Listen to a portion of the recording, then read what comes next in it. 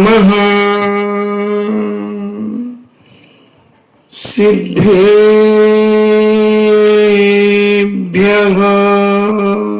ॐ नमः सिद्धेभ्यः।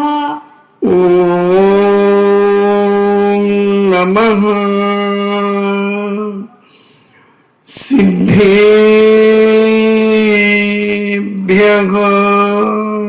ॐ नमः सिद्धेभ्यः।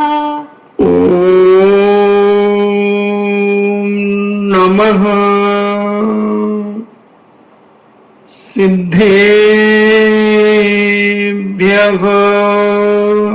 ॐ नमः सिद्धेभ्यः। नमो अरिहन्ताणम्।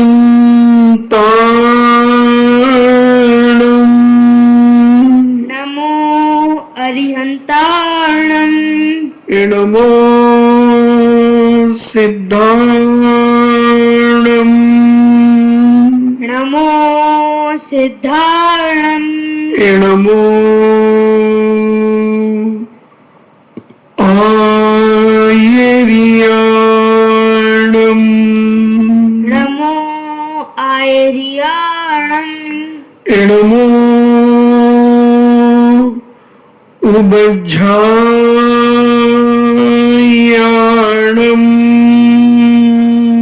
नमो उवज्झायाणम्। नमो लोये सब्बे साभूणम्। नमो लोये सर्वसाहूणम्। पंच परमेष्टि भगवान की जय। अहिंसामयी वीतराग विश्व धर्म की जय। देवादिदेव 1008 श्री आदिनाथ भगवान की जय। देवादिदेव 1008 घोर उपसर्ग विजेता श्री पार्श्वनाथ भगवान की जय। देवादिदेव 1008 शासन नायक बाल ब्रह्मचारी भगवान महावीर स्वामी की जय। परम पूजनीय आचार्य श्रोमणि गुरुवर श्री कुंद कुंद महामुनिराज की जय। परम पूजनीय आचार्य श्रोमणि गुरुवर श्री विद्यासागर जी महामुनिराज की जय। परम पूजनीय निर्यापक श्रमण मुनि श्री सुधा सागर जी महाराज की जय। परम पूजनीय 3,9 करोड़ महामुनिराजों की जय। तपोदय अतिशय क्षेत्र की जय। बोलो श्री 105 गंभीर सागर जी महाराज की जय।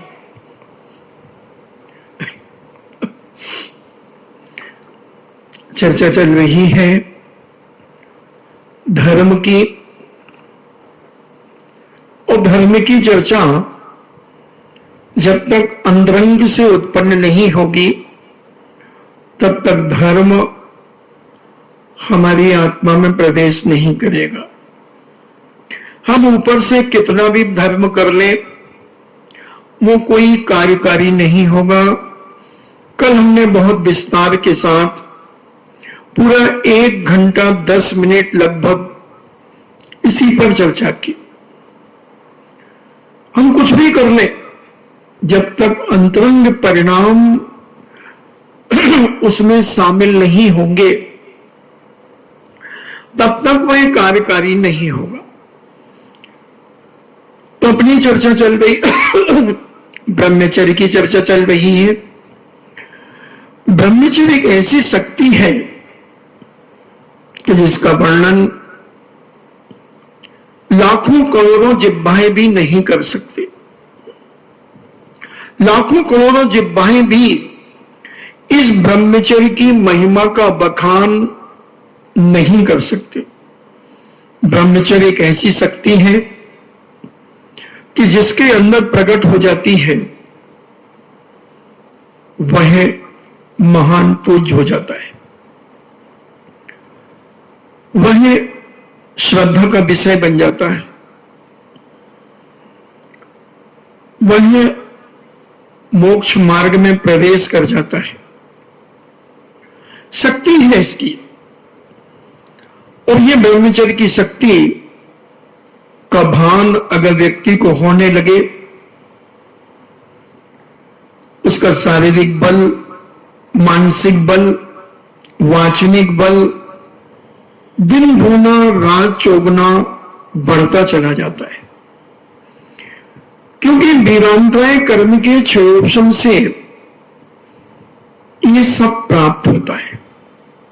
कई आदमी बहुत खाते हैं, पीते हैं, सब कुछ करते हैं, मगर 13 हड्डी 14 बोल्ट होते हैं, बिल्कुल नरकंकाल होते हैं।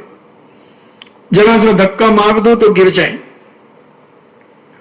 और एक आदमी बहुत कम खाता है, मगर शक्ति बहुत अपार होती है,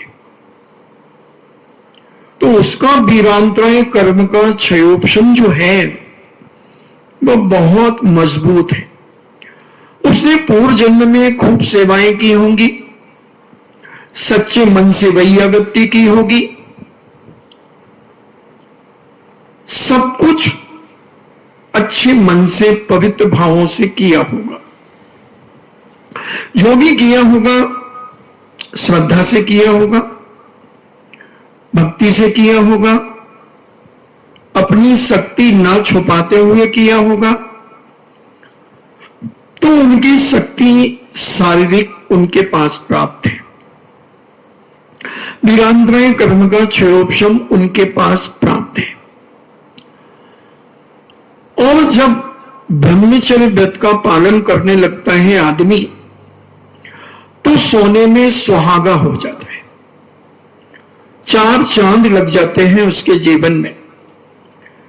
तो ऐसा आज अपन चर्चा करेंगे ब्रह्मचर्य धारण करने की, उसकी प्राप्ति प्रत्येक श्रावक का परम कर्तव्य है कि वह ब्रह्मचर्य का पालन करे। करना ही चाहिए। अगर अपने जीवन को पवित्र और स्वच्छ बनाना है, तो होश संभालते ही बच्चे को ब्रह्मचर्य दिला देना चाहिए, दिला देना ही चाहिए, अगर बच्चे का भविष्य उज्जवल चाहते हो। क्योंकि आज का समय तो भौतिकवाद का युग है। पंच इंद्रियों के विषय चारों तरफ से वायु के समान उड़ रहे हैं। कौन सी वायु उस मासूम नाजुक अंग उपांग वाले बालक बालिका को स्पर्श कर जाए, नहीं कहा जा सकता। और एक बार अगर स्पर्श कर गई, एक बार अगर वह हवा लग गई, तो फिर उसे भविष्य में परिवर्तित करना बहुत मुश्किल होता है। लगता है उसी वश में आनंद मानने लगता है, उसको ही वो सब कुछ समझता है, और इतना गाफिल हो जाता है, समझ लो पढ़ने लिखने में भी मन कम हो जाता है, रिश्तेदारी में जाने आने में भी मन उसका कम लगता है, खान पान यदवा तदवा खाने में उसे मजा आता है, अपनी उम्र के विजाती लोगों से बातचीत करने में उसे अच्छा लगता है, क्योंकि वो हवा उसे स्पर्श कर गई। और हवा ने ऐसा अपना प्रभाव जमा दिया कि वह नहीं समझ पाया, और उसके जीवन में नाना प्रकार की हानियां उत्पन्न होने लगी। मगर उन्हें वो हानियां नहीं समझता, उसे लगता है कि मेरे शरीर की ताकत बढ़ रही है, उसकी आवाज में भी परिवर्तन आना चालू हो जाता है, कुछ मोटी सी आवाज होने लगती है। कई कारण होते उन हवाओं का प्रभाव, और ऐसे व्यक्ति अल्प आयु भी पाते हैं, क्योंकि शरीर की शक्ति क्षीण होती है, और उस शक्ति क्षीण होने पर आयु के नसेक भी खेलते हैं और ऐसे व्यक्ति धीरे धीरे कमजोर होकर के जीवन का अंत कर देते हैं। आज अपन इसी विषय पर चर्चा करेंगे कि आदमी इसमें क्यों उलझ जाता है, कहां से ऐसी कोई कमजोरी इनके जीवन में प्रकट होती है जिसे ये अच्छा समझते हैं और इतना अच्छा समझने लगते हैं कि फिर ब्रह्मचर्य की अगर कोई बात करता है तो इनको नफरत आती है। अब वेश्या के सामने तुम ब्रह्मचर्य की बात करो तो गालियां बकेगी, डंडा लेके दौड़ेगी, बड़ा आया यहां से, हट यहां से, पिटवा और देगी, पिटवा देगी क्या, पीट देगी। वो तो नित्यांगनाएं तो पुरुषों से भी जबर होती है। तो इसकी महिमा, इसकी गरिमा, इसका वर्णन करने की शक्ति मैंने पहले ही कह दिया कि करोड़ों व्यक्तियों के पास भी नहीं है। इस व्रत का प्रभाव से मूर्ख व्यक्ति भी विद्वान बन जाता है। वो जो मूर्ख है, जिसके ज्ञान वर्णी कर्म का क्षयोपशम नहीं है, और अगर वह ब्रह्मचर्य व्रत का पालन करना शुरू कर दे तो उसकी बुद्धि का विकास भी बहुत तेजी से होता है। कई बार आप लोग कहते हैं कि महाराज ऐसा स्मरण कैसे रहता है आप लोगों को। आचार्य श्री कब 40 साल पहले राजस्थान में आए थे, 79 में आए थे, तो भी उन्हें यहां की एक एक गली गली याद है, व्यक्तियों की शक्लें याद है, उस समय के लोगों की नाम याद है उन्हें, उस समय के लोगों के। अगर कोई आदमी आज भी राजस्थान का जाता है, वो कहे कि महाराज मैं राजस्थान से आया, तो आचार्य से कहते राजस्थान से नहीं, अजमेर से, अजमेर में भी केसरगंज से, सरावगी मोहल्ले से। तो एक एक व्यक्ति को कब देखा था और वो आदमी 40 साल पहले कैसा होगा। तो ये ब्रह्मचर्य की जो एक शक्ति होती है वो मूर्ख व्यक्ति को भी विद्वान बना देता। ऐसी शक्ति होती है अलौकिक, दुर्बल व्यक्ति को भी बलिष्ठ बना देता है, ताकतवर बना देता है, संबल प्राप्त करता है। अल्प शक्ति वाला भी महान शक्ति संपन्न हो जाता है। सारी चीजें मन पर ही तो डिपेंड करती हैं, सब कुछ मन पर चलता है। अगर मन हमारे अनुसार चलने लगे तो हम नियम से जो चाहे वो प्राप्त कर सकते हैं, जो चाहे वो प्राप्त कर सकते हैं। और ध्यान और तपस्या भी ब्रह्मचर्य की शक्ति के साथ होती है। इसी में आदमी सफल होता है, अद्भुत आध्यात्मिक विकास होता है। ब्रह्मचर्य का पालन करना प्रत्येक नर नारी का कर्तव्य है। अगर अपनी शक्ति को संपन्न बनाना चाहते हैं, शक्ति संपन्न अपने जीवन को बनाना चाहते हैं, तो इसका बचपन से ही हर माता पिता को बच्चों का ध्यान रखना चाहिए। ये परम आवश्यक है। और जो नर नारी जितने अधिक समय तक इस ब्रह्मचर्य का पालन करते हैं, वे उतने ही अधिक लौकिक और पारलौकिक कार्यों में सफल होते चले जाते हैं। मानसिक शक्ति हमारी पवित्र है, हम जो भी चाहें वो कर सकते हैं। तो ये शक्ति आदमी के पास है, प्रकट करना नहीं जानने के कारण वो शक्ति हमारी क्षीण होती चली जाती है। जैसे एक व्यक्ति को रास्ते में एक हीरा मिल गया। अब वो लेके जा रहा था और वह हीरा बहुत कीमती था और उसने जाकर के अपने बच्चे को खेलने के लिए दे दिया। बच्चे गांव में दरवाजे के बाहर खेलते रहते थे। एक वहां से जौहरी निकलता है और उस बच्चे के हाथ में उस डायमंड के टुकड़े को देखकर वो आश्चर्यचकित हो जाता है कि मकान तो झोपड़ी है, बकरियां बंधी हुई हैं और ये लाखों रुपए का हीरा इसका बच्चा खेल रहा है। वो कहता, बेटा तुम्हारे पिताजी कहां हैं?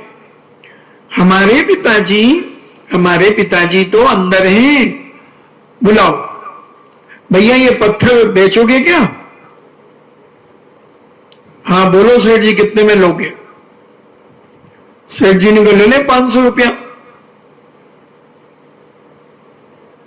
किसान समझ गया कि ये कीमती है, हमें तो रोड पे मिला था और ये 500 रुपया दे रहा है। बोले नहीं सेठ जी, 500 में तो नहीं दूंगा, और बढ़ाओ। सेठ जी कहते हैं 1000 ले ले, 2000 ले ले। करते करते सेठ जी ने 5000 तक लगा दिए।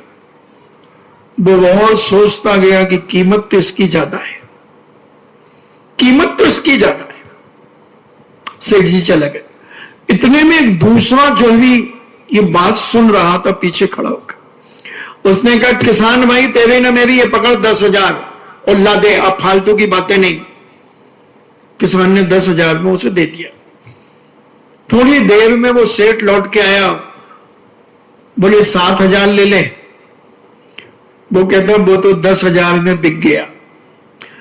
अरे पागल, 5 लाख का था, तूने 10,000 में दे दिया, मूर्ख कहीं के। वो कहता, सेठ जी मूर्ख हमें कि तुम?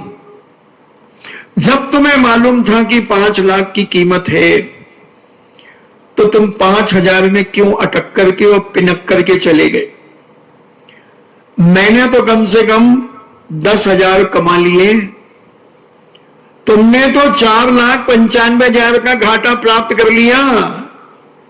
तुम मूर्ख थे, तुम्हें अकल नहीं थी, उसकी कीमत नहीं जानते थे। उसी प्रकार संसारी प्राणी इस ब्रह्मचर्य की महिमा की कीमत नहीं जान पाता, इसलिए ऐसे पंच इंद्रियों के विषयों में अपना जीवन गमा करके जीवन समाप्त कर लेता है। और जिस व्यक्ति को इसकी कीमत समझ में आ जाती है, उसके जीवन का आनंद ही अलौकिक होता है, उसका तेज ही अलौकिक होता है। तुम क्रीम लगा लगा करके तेज पैदा करते हो, Fair and Lovely, Vicco turmeric, कुंदन की दमक, जो देखे मुखड़ा हो जाए डैश डैश। पता नहीं तुम कैसी कैसी cold vanishing cold cream, Himalaya, Pond's cream, Cinthol, लिविल, पॉन्ड्स पाउडर, कैसे लगा लगा करके तुम अपने आप की त्वचा को तेली त्वचा बनाते हो, क्रीमें लगा लगा करके। अब आ रही है ठंड, अब चुपड़ेंगे, कोल्ड क्रीम चुपड़ेंगे, फिर भी वो 2 घंटे बाद सूखे के सूखे, इधर से सफेदी हाथों में, इधर से सफेदी हाथों में, इधर तो थोबड़ा भी सूख रहा है। लगाओ क्रीम, बोरो प्लस, लिप गार्ड, बोरोलिन।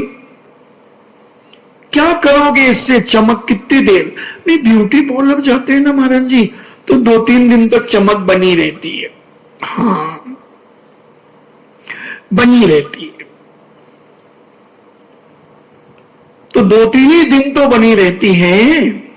वो भी कोई ऐसी क्रीम लगा देती, कोई ऐसा ऑयल लगा देती है, और ऑयल कुछ नहीं लगाती, वो तुम्हें लोशन कर देती हैं, तो तुम्हारे रोम छिद्र खुल जाते हैं। तो उसमें से थोड़ा सा तेल, वो मैल हट जाता है तो वो चमक थोड़ी सी तेल की 1-2 दिन तक चल जाती है। और तुम चेहरा भी बहुत सावधानी से धोते हो उससे, जब ब्यूटी पार्लर से आने के बाद 1-2 दिन थोड़ा संभल करके, कई तो साबुन ही नहीं लगाते चेहरे में, क्योंकि वो हमारा तेल जो आर्टिफिशियल लगाया ना, जो वो सूख जाएगा, वो उड़ जाएगा। तो इसलिए बहुत सावधानी से, तो ये सब आर्टिफिशियल तेज चमक, ये सब बेकार। ओरिजिनलिटी होना चाहिए, और ओरिजिनलिटी तब होगी जब हम ब्रह्मचर्य की बात अपनी मानसिकता से करेंगे, अपने पवित्र भावों से जब हम करेंगे। तो आज अपन इस चर्चा को करेंगे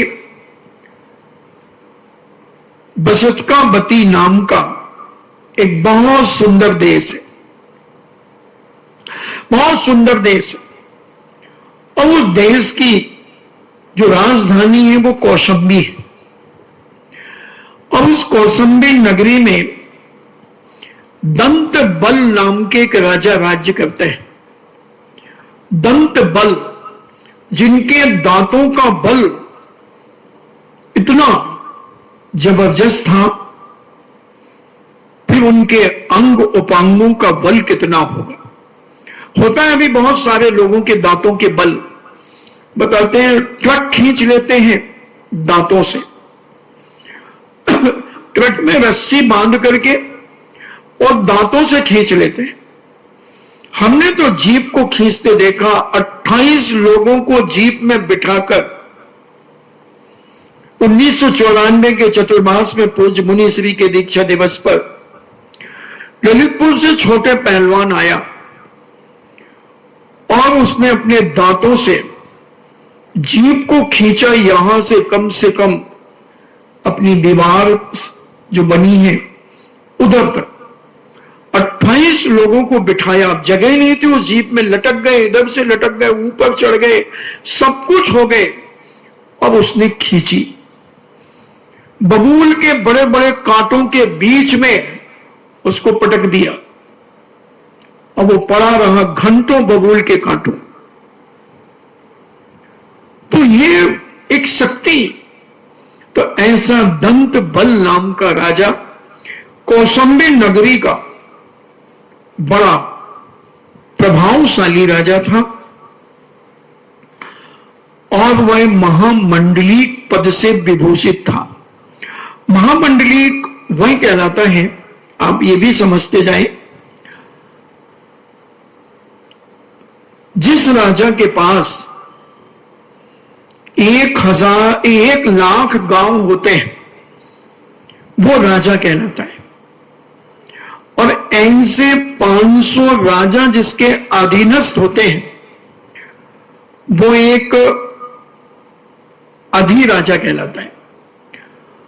और 1000 राजा जिसके अधीनस्थ होते हैं, 1000 अधिराजा जिसके अधीनस्थ होते हैं वो एक महाराज कहलाता है। और 2000 महाराज जिसके अधीनस्थ होते हैं वो अर्धमंडलेश्वर कहलाता है। और जिसके 4000 राजा अधीनस्थ होते हैं वो मंडलेश्वर कहलाता है। और जिसके 8000 राजा अधीनस्थ होते हैं वो महामंडलेश्वर कहलाता है। तो ऐसा ये दंत बल नाम का राजा महामंडलेश्वर पद से विभूषित था। यानी 8000 मंडलेश्वर राजा इसके अधीनस्थ है, और 16000 महामंडलेश्वर राजा जिसके अधीनस्थ होते हैं वो एक अर्धचक्री कहलाता है, जैसे लक्ष्मण जी, कृष्ण जी आदि। और 16000 महामंडलेश्वर जिसके अधीनस्थ होते हैं वह एक चक्री कहलाता है। भरत चक्रवर्ती, सागर चक्रवर्ती, शुभोम चक्रवर्ती, ब्रह्मदत्त चक्रवर्ती, ऐसे सनत कुमार चक्रवर्ती। तो ऐसे भरत क्षेत्र में 12 चक्रवर्ती होते हैं। तो ये ऐसे पदों से विभूषित होते हैं। तो महामंडलेश्वर राजा 8000 मंडलेश्वर राजा का आधिपत्य प्राप्त था जिसे, और जिसकी महापटरानी का नाम था धारणी देवी। ऐसी धारणी देवी राज वैभव में इंद्र के शासन के समान उनका राज्य चलता था। राजा रूप में कामदेव के समान सुंदर था, कामदेव के समान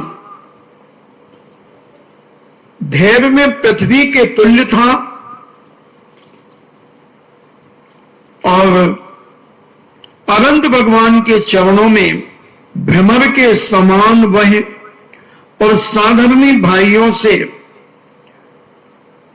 जो वत्स के समान, यानी गाय जैसे अपने बछड़े से प्रेम करती है, ऐसे वह जिनेन्द्र भगवान के चरण कमलों से प्रेम करता था, और अपने साधर्मी भाइयों के साथ ऐसा ही प्रेम व वात्सल्य से युक्त अपना जीवन व्यतीत करता था।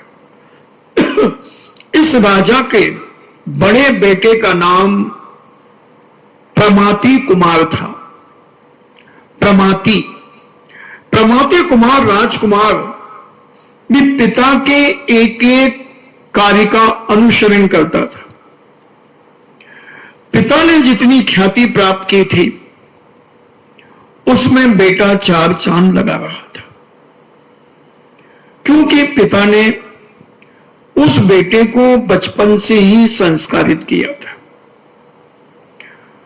और इतना प्रेम वात्सल्य के माध्यम से बेटा पिता की बड़ा आज्ञाकारी था, और वह प्रमाति कुमार धीरे धीरे बड़ा होता गया, और उसका पाणिग्रहण हुआ। एक बहुत सुंदर सर्वांग गुण संपन्न राजकुमारी से पाणिग्रहण हुआ। पिता पुत्र वार्तालाप कर रहे थे, मंत्रीगण उपस्थित थे, सामंत उपस्थित थे, सेठ साहूकार उपस्थित थे। उसी समय वनमाली आया और कहता है, महाराज की जय हो। महाराज, सारे बाग बगीचों में कोयलें बोल रही हैं, कोयलें बोल रही हैं, बसंत राज आ गया है। आम के वृक्षों पर मंजरी, अनेक अनेक लताएं, सारे बाग बगीचे फूलों से फलों से लद गए। महाराज की जय हो।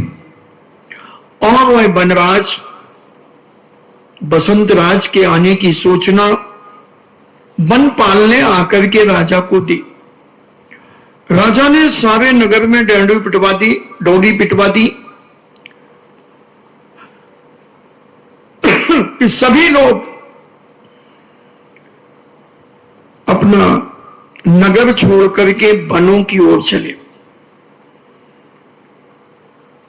सभी आनंद विभोर हो गए और अपने अपनी धर्म पत्नियों के साथ, राजा रानी के साथ, प्रमाति अपनी रानी के साथ, राजकुमारी के साथ, और सारे के सारे नगर में केवल कुंवारे और कुंवारी बालिकाएं रह गई।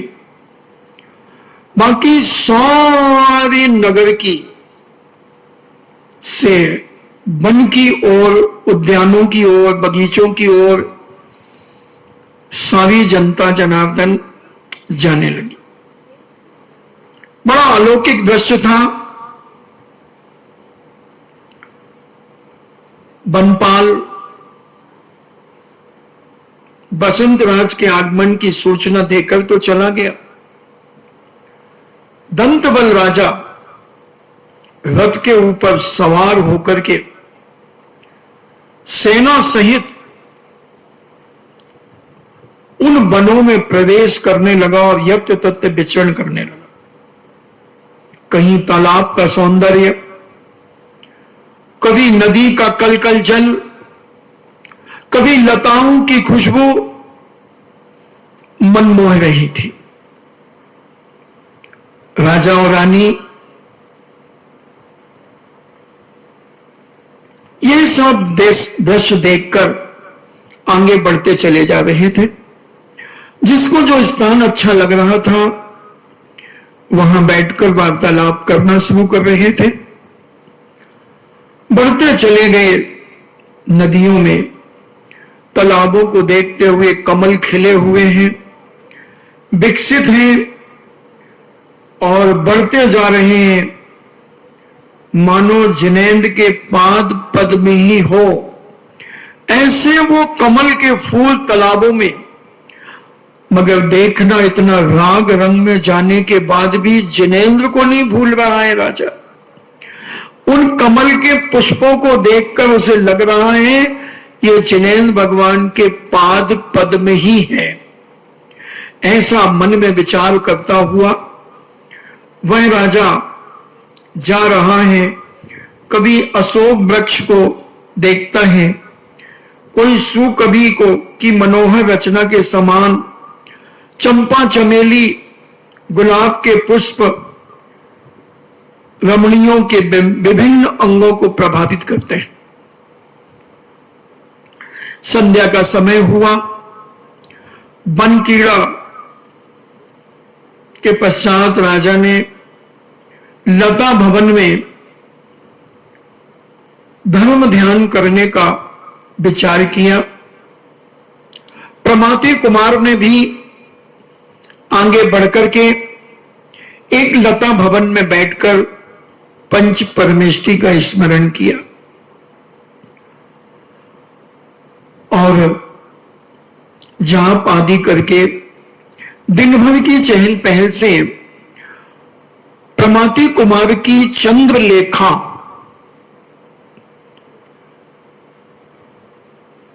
जो उनकी पत्नी थी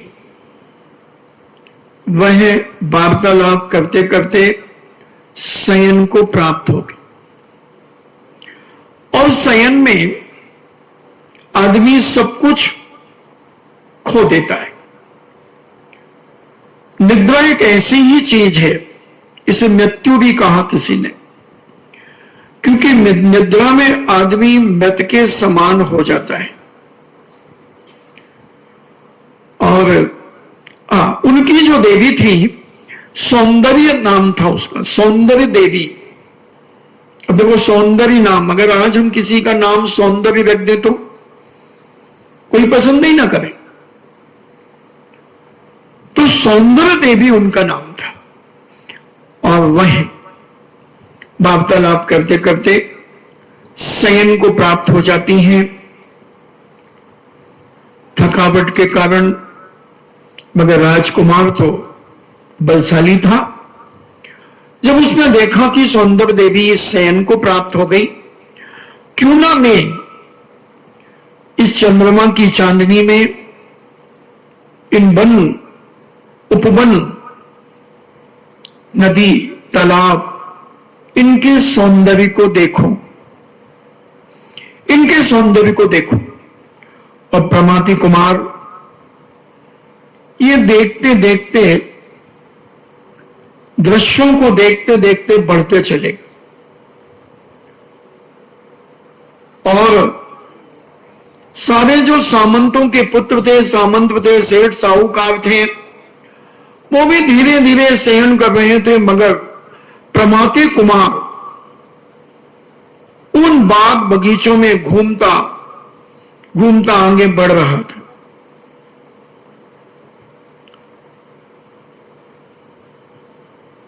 और वह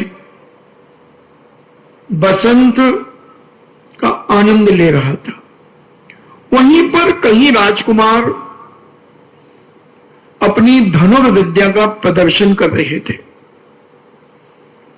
राजकुमार प्रमाति सोचते हैं कि यह धनुष विद्या जो दिखलाते हैं, इस दृश्य को देखकर उसका मन बड़ा प्रभावित हुआ, बहुत प्रभावित हुआ और अपने मन को धनुर्विद्या सीखने के लिए लालायित हो गया और वह एक खोज में निकल पड़ा। लेकिन वह कितना निष्प्रय था। वहां सौंदर्य देवी तो शयन कर रही है और इसके मन में आया कि मुझे धनुर्विद्या सीखना है और धनुर्विद्या सीखने के लिए चल पड़ा। उन राजकुमारों ने और अपनी धनुर्विद्या से प्रमाति कुमार को प्रभावित कर लिया, क्योंकि कला से कौन कब प्रभावित हो जाए कुछ नहीं कहा जा सकता। और प्रमाति कुमार चल पड़े। चलते चलते चलते चलते पाटलिपुत्र पहुंच गए और वहां गुरु द्रोणाचार्य के चरणों में रत्नों का पुंज चढ़ाकर निवेदन किया कि हे गुरु, धनुर्धारी विद्या में महान निपुण, हमें भी ये धनुर्धारी विद्या को सिखाइए। उनके रूप रंग को देखकर, उनकी चाल ढाल को देखकर द्रोणाचार्य ने पूछा, कौन हो तुम? राजकुमार समझते हो, राजकुमार लगते हो, क्यों आए हो यहां पर? मैं धनुर्विद्या सीखने आया हूं। मेरे पिता धार्मिक हैं, मैंने भी धार्मिकता को सीखा है और त्याग वृत्ति को अपने जीवन में मैंने अपनाया है। मैं ब्राह्मण हूं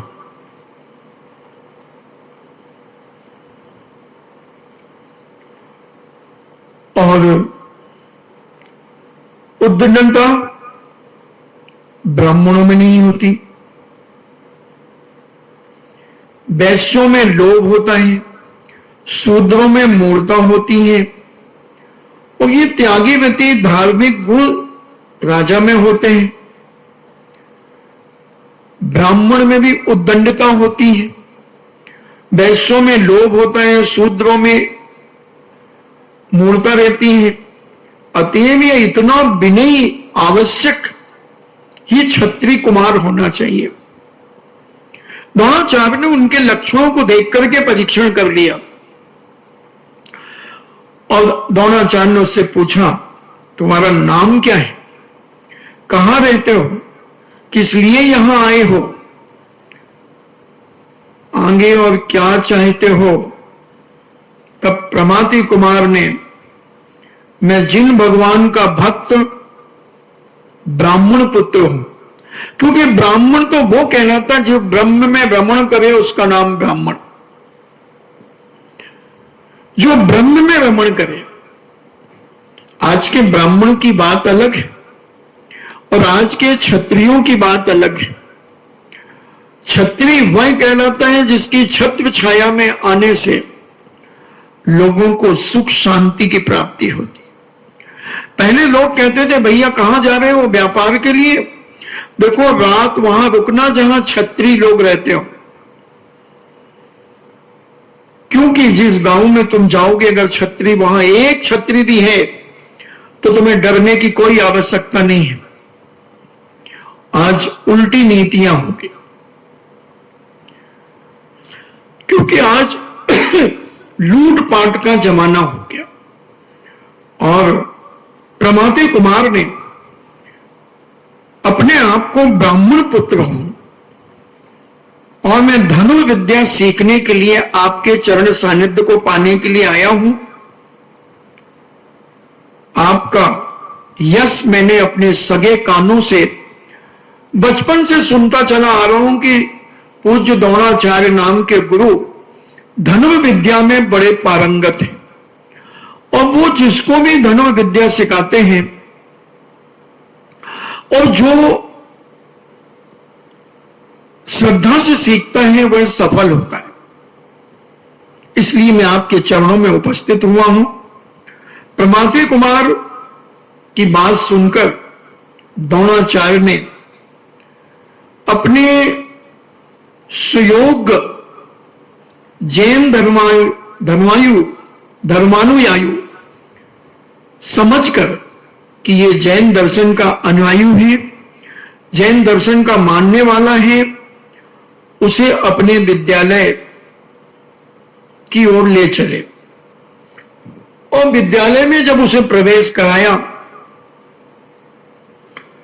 और धनुर्विद्या सिखाने लगे, प्रमाति कुमार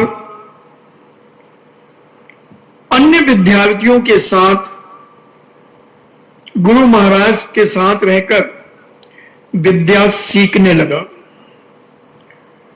तो विद्यार्थी का जीवन कैसा होना चाहिए, द्रोणाचार्य ने सबसे पहले उसे बताया कि जो विद्या अध्ययन करता है, चाहे वो लौकिक विद्या अध्ययन करे, चाहे पारलौकिक करे, चाहे शस्त्र विद्या को प्राप्त करे, किसी भी प्रकार की विद्या को सीखने के लिए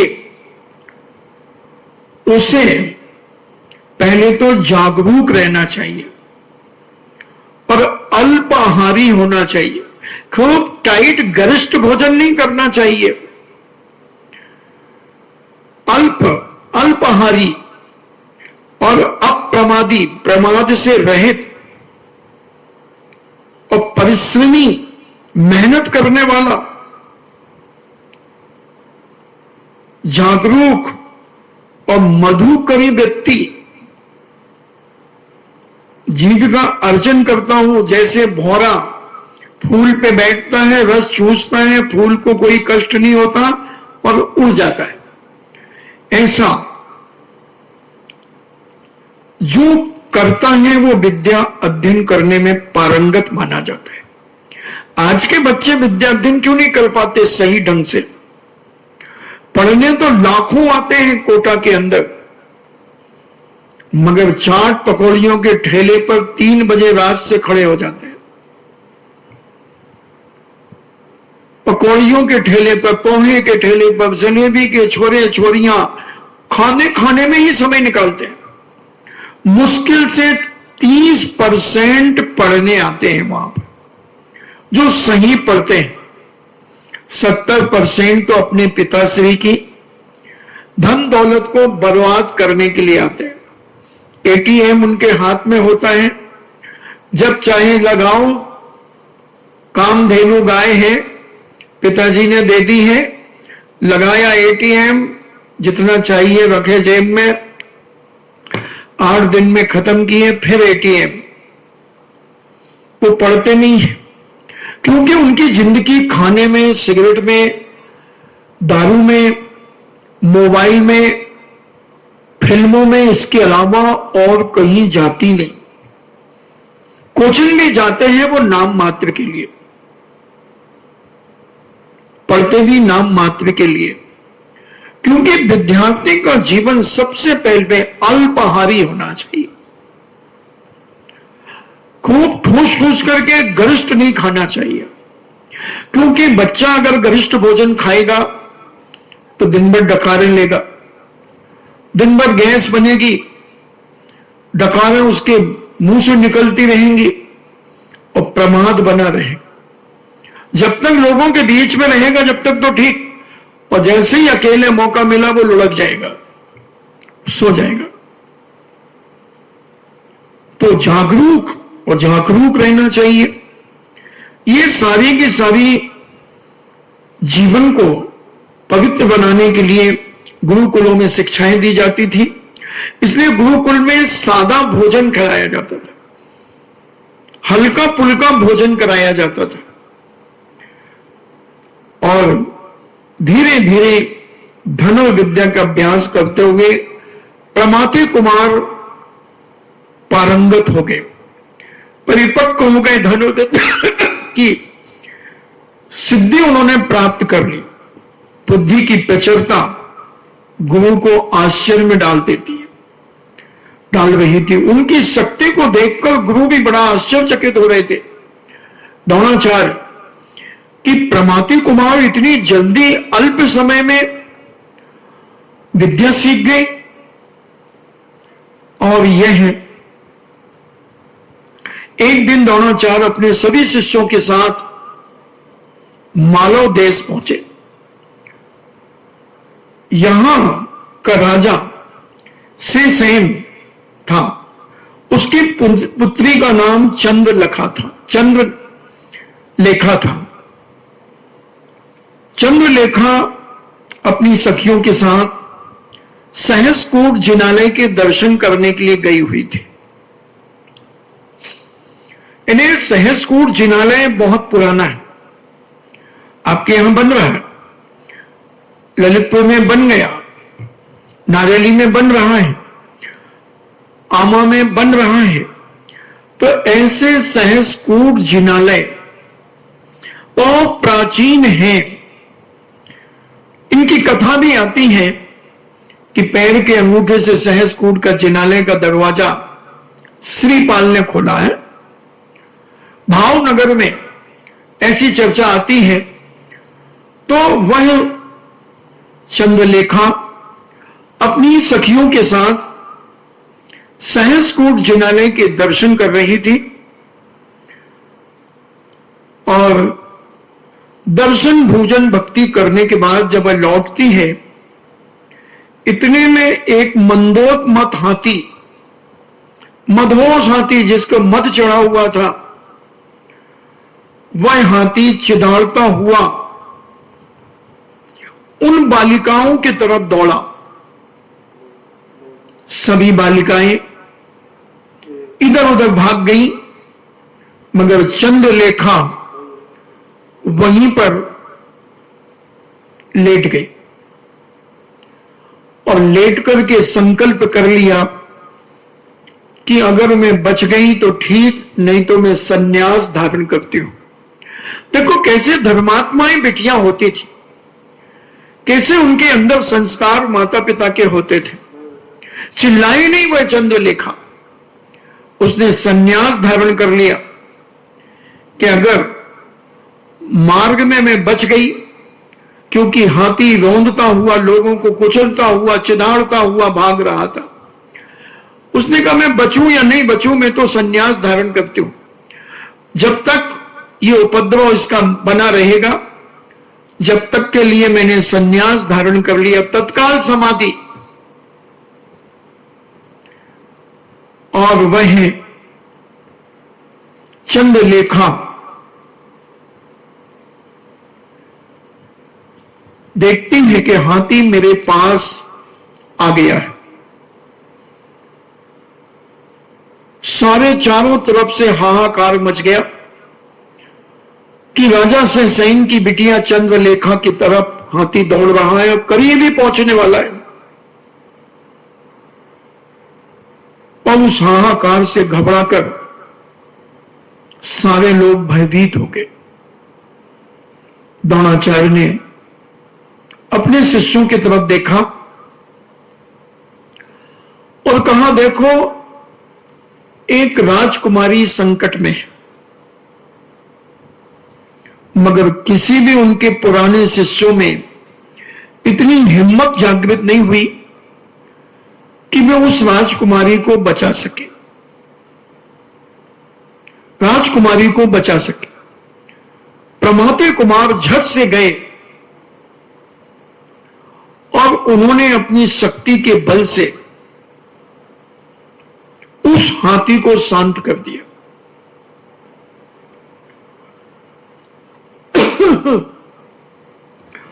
और सभी लोग जो दृश्य देख रहे थे सड़क के किनारे, इधर उधर देखकर प्रमाति कुमार ने चंद्रलेखा पर बड़ी दया आई और उन्होंने उसे बचाया।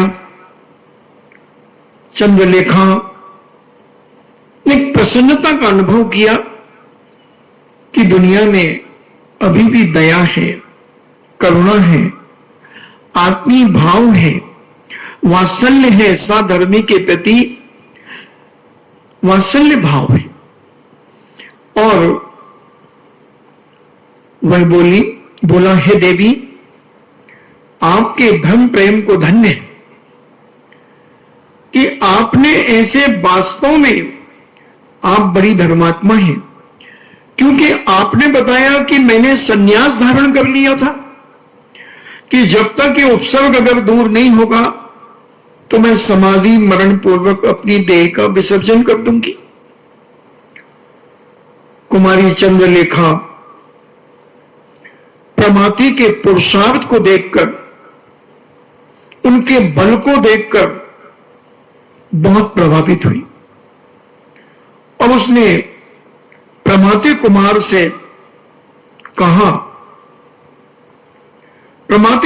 कहा, कि आपने निश्चित जिनेंद्र भगवान की आराधना की होगी, क्योंकि जिनेंद्र भगवान की आराधना करने से दुनिया का कोई भी कार्य असफल नहीं होता। प्रमाति कुमार ने कहा कि हां, मेरे पिता ने मुझे ये घुटी में संस्कार दिए, मेरी मां ने ये संस्कार दिए कि बेटा, कभी भी मुसीबत में तुम पड़ो या किसी को मुसीबत में देखो तो नियम से अपने इष्ट जिनेंद्र भगवान का स्मरण करो, बड़ी श्रद्धा और भक्ति के साथ, फिर उस कार्य को करने में तुम कूद जाओ, तुम नियम से सफल होगे। चंद्रलेखा ने जब प्रमाति कुमार की ये वाणी को सुना तो वह बहुत आनंदित हुई और कहा कि आपने जो मुझे कहा, ये सारे संस्कार मेरे ही माता पिता के हैं। मेरे माता पिता ने मुझे ये सारे संस्कार दिए और मैं इन संस्कारों का हमेशा स्मरण करती हूं। मैंने नियम से संन्यास करने का संकल्प ले लिया था, मगर आपने मुझे बचाया, आप मेरे पिता के पास चले। प्रमाति कुमार कहता है, देखें, मेरे साथ मेरे धनुर्विद्या के गुरु मेरे साथ हैं, उनकी आज्ञा के बिना मैं तुम्हारे पिता के पास नहीं जा सकता। द्रोणाचार्य को जब ये बात पता चली तो द्रोणाचार्य अपने अन्य शिष्यों को यह बात खटकी कि प्रमाति कुमार को राजकुमारी अपने पिता राजा के पास ले जाना चाह रही है। तो उनके मन में यह बात खटकी कि कहीं राजकुमारी इससे शादी ना कर ले, वो ईर्ष्या में जलने लगे। द्रोणाचार्य के मन को संतुष्ट करने के लिए एक दिन उनको धनुर्विद्या की परीक्षा रखी गई कि एक उद्यान में पहुंचकर द्रोणाचार्य ने शिष्यों को आदेश दिया कि तुम उस वृक्ष के ऊपर जो नारियल लगे हुए हैं, उन नारियलों को बिना स्पर्श किए हुए तुम नारियल लेकर के मेरे पास आओ। राजकुमारों ने बहुत अपनी धनुर्विद्या की कला के माध्यम से उन नारियों को तोड़ना चाहा, मगर वो नहीं तोड़ पाए। मगर प्रमाति कुमार ने अपने धनुर्विद्या की कला के माध्यम से लाइन लगा दी नारियलों की और गुरु के चरणों में इतने नारियल इकट्ठे कर दिए कि गुरु ही ढकने लगे। चंद्रलेखा ने द्रोणाचार्य से निवेदन किया कि पूज्यवर, आप सब मेरे पिता के पास चले। और सारे लोग राजा सहसेन के पास गए, क्योंकि सहसेन ने तो सोच लिया था कि न जाने बेटी कहां गई। हाथी ने कहीं मार दिया होगा। सारा नगर भूल गया था। मगर जैसी चंद्रलेखा को देखा पिता ने और गुरु द्रोणाचार्य को साथ में देखा तो कहा, गुरुदेव आपकी कृपा से मेरी बेटी बची। उन्होंने कहा कि मेरी कृपा तो बाद में है, हमारे पास एक प्रमाति कुमार राजकुमार है जो बड़े न्याय नीति में निपुण है, धनो विद्या में तीरंदाज है, उनकी सूझबूझ से तुम्हारी बेटी बची है। और चंद्रलेखा ने कहा, हां पिताजी, काश अगर ये नहीं होते तो मुझे संलेखना पूर्वक देह का विसर्जन करना पड़ता। बेटा तुमने संलेखना ले ली थी? हां पिताजी, आपने ही तो मुझे बताया था कि जब कोई ऐसा घोर विपत्ति आ जाए, कोई ऐसा संकट आ जाए जहां अपन को बचने का कोई एहसास ना हो, तो उस समय संलेखना पूर्वक व्रत धारण कर लेना चाहिए कि अगर इस उपसर्ग से हम बच गए तो ठीक है, हम अपना सब कुछ संसार ग्रहण करेंगे, और नहीं तो हम समाधि पूर्वक इस शरीर का त्याग करेंगे। शाबाश बेटा, तुमने हमारे पूर्वजों की संस्कारों को जीवित रखा, धन्य है। और द्रोणाचार्य ने जब प्रमाति कुमार का परिचय दिया तो राजा ने अपनी राजकुमारी चंद्रलेखा का विवाह प्रमाति कुमार के साथ कर दिया। प्रमाति कुमार चंद्रलेखा को लेकर वहां से राज दरबार से चलते हैं रथ पर सवार होकर।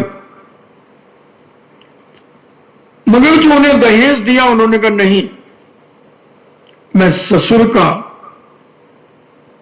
कुछ लेना नहीं चाहता, मात्र आपकी दहेज मुझे मिल गई, मुझे धन दौलत की कोई आवश्यकता नहीं है, दहेज की कोई आवश्यकता, मात्र एक रथ मुझे दीजिए और ये रथ मैं अपने राज्य में पहुंचकर आपका रथ वापिस लौटा दूंगा। क्योंकि मैं पुरुष हूं और पुरुष का कार्य है जो पुरुषार्थ करके प्राप्त किया जाता है और उससे अपनी और अपनी धर्म पत्नी और अपने परिवार की आजीविका चलाई जाती है, उसी का नाम पुरुष होता है। मैं तुम्हारे पैसों पर अपनी जिंदगी में ऐश करूं, ये मुझसे नहीं होगा, क्योंकि मैं क्षत्रिय पुरुष हूं। राजा ने शाबाशी दी और राजकुमार रथ पर सवार होकर चल पड़ते हैं, सुंदरता निहारते हुए, जंगल की अलौकिक छटा को निहारते हुए, पक्षियों की आवाजों को सुनकर, कल्लोलें भरती हुई नदियों को देखते हुए आ रहे हैं। मगर रास्ते में एक लुटेरा कई डाकुओं के साथ उसी जंगल में दिखता है। प्रमाति कुमार अपने रथ को चलाते चलते हैं और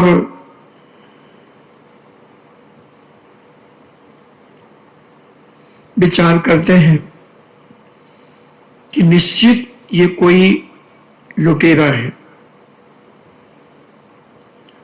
और ये कोई ना कोई बार मेरे ऊपर करेगा।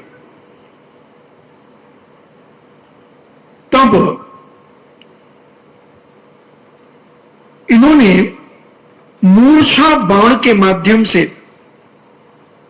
जितने भी चारों तरफ से घेरे हुए लुटेरे आए, प्रमथि कुमार को घेर लिया, चारों तरफ से घेर लिया। प्रमथि कुमार ने सोचा कि मैं इनसे अकेले युद्ध में तो नहीं जीत सकूंगा, मगर इनको मूर्छित कर देता हूं।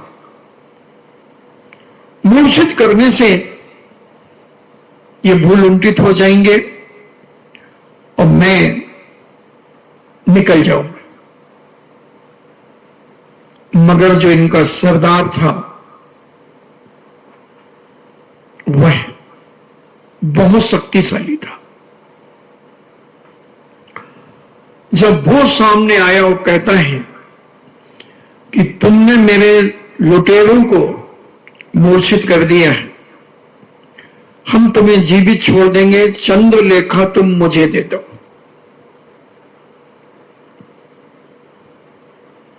प्रमथि कुमार कहता है कि ये इतना गंदा सोच, एक परिस्थिति को प्राप्त करने का तुम्हारा सोच, ये उचित नहीं है, क्योंकि धर्मात्मा आदमी तो धर्म से ही समझाने का पहले प्रयास करता है। मगर वह डाकू, वह लुटेरा तो अपनी वासना को नहीं संभाल पा रहा है और रथ पर चंद्रलेखा बैठी है। युद्ध शुरू हो गया। प्रमथि कुमार अपने बाणों के माध्यम से, तीरों के माध्यम से उससे युद्ध कर रही है। वही भी युद्ध में निपुण था और युद्ध चला,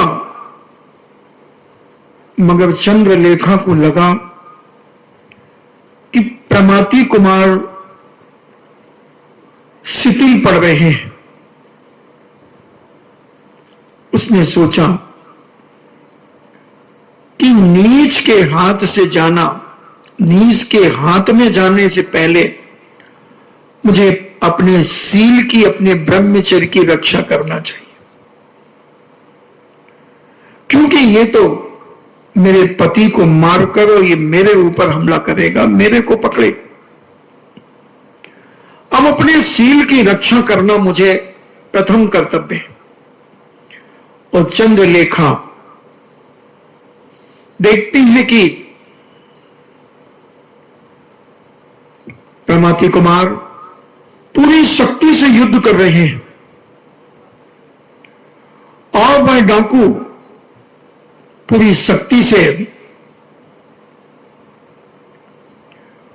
उस पर वार कर रहा है, क्योंकि उसने सोचा कि इसके जीते जी तो मैं चंद्रलेखा को प्राप्त नहीं कर सकूंगा। युद्ध चल रहा है, आपका समय हुआ। अब देखेंगे क्या गोल खेलते हैं, क्या स्थिति बनती है।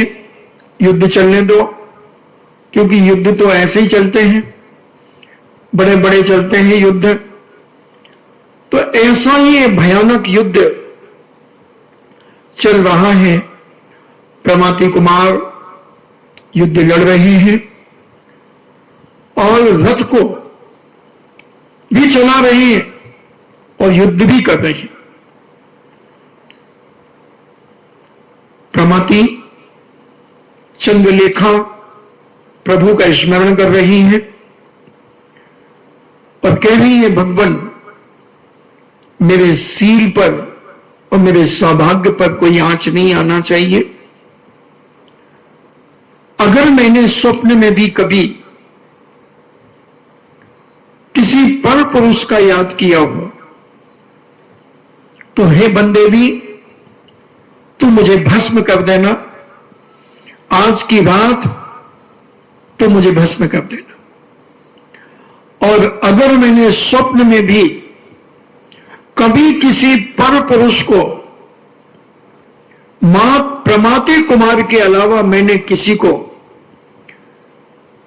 जब से होश संभाला है और आज तक मैंने याद किया हो, बुरे परिणाम किए हो, तो हे बंदे भी, तो मुझे इसी क्षण भस्म कर देना।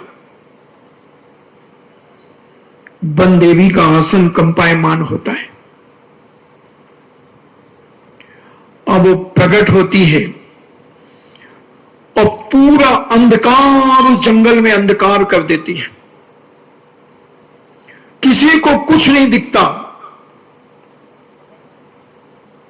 और प्रमाति कुमार का रथ एक स्थान पर ले जाकर के वह बंदे भी खड़ा कर देती है। उन्हें कुछ नहीं दिखता, न प्रमाति कुमार को दिखता है, न चंद्रलेखा को दिखता है, न वो डाकू को दिखता है। और डाकू भी वही स्थान पर पड़ा है। पूरा घनघोर अंधकार, अमा की काली रात से भी भयंकर काली रात। चारों तरफ झंझावात जैसे हवाएं चल रही हैं, सू सू हवा चल रही है, और बंदे भी विलीन को प्राप्त हो जाती है। प्रमाति कुमार पंच नमस्कार मंत्र का स्मरण करने लगते हैं। चंद्रलेखा पंच नमस्कार मंत्र का स्मरण करती है और आपका समय हो गया। इन्हीं मंगल भावना के साथ जिनवाणी स्तुति। जिनवाणी के ज्ञान से सूझे लोकालोक, सो बाणी मस्तके धरूं सदा देत हूं धोख। हे जिनवाणी भारती, तो ही जपो दिन रैन, जो तेरो सरना गहे, सो पावे सुख चैन। देव भजो अरिहंत को, गुरु सेवा निर्ग्रंथ। दया धर्म पालो सदा, यही मोक्ष का पंथ। 9 बार नमो का।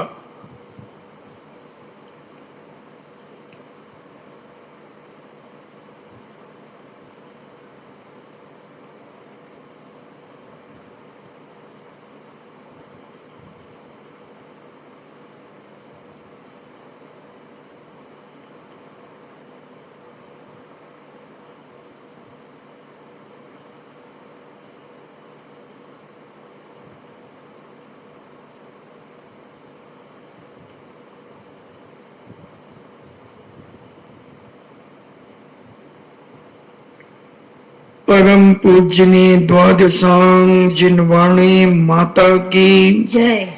सुत देवता जयवंत हूँ, सुत देवता जयवंत हूँ, सुत देवता जयवंत हूँ। जैनम जेतु शासनम, वंदे विद्यासागरम, जैनम जेतु शासनम, वंदे विद्यासागरम, जैनम जेतु शासनम। वंदे विद्यासागरम। बोलो 105 श्री गंभीर सागर जी महाराज की जय।